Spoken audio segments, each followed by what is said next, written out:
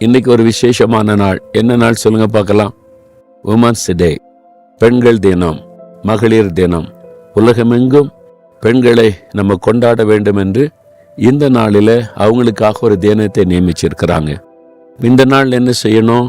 பெண்களை நினைத்து இந்த பெண்களை சிருஷ்டித்த தேவனுக்கு நம்ம நன்றி சொல்லி பெண்களுக்காக விசேஷமா ஜெபம் பண்ணணும். அப்போ தேவன் மனிதனை சிருஷ்டிக்கும் போதே ஆணும் பெண்ணுமாய் சிருஷ்டித்தார்.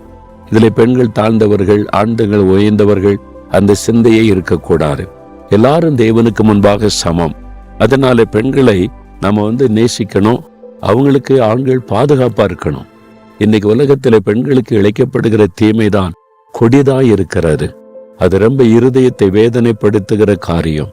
எந்த தேசத்துல பெண்களுக்கு பாதுகாப்பு இல்லையோ அந்த தேசம் தேவனுடைய சாபத்துக்குள்ளாகிவிடும். நிறைய தேசங்கள் இன்றைக்கு சாபத்துக்குள்ளாக காரணம் அதுதான்.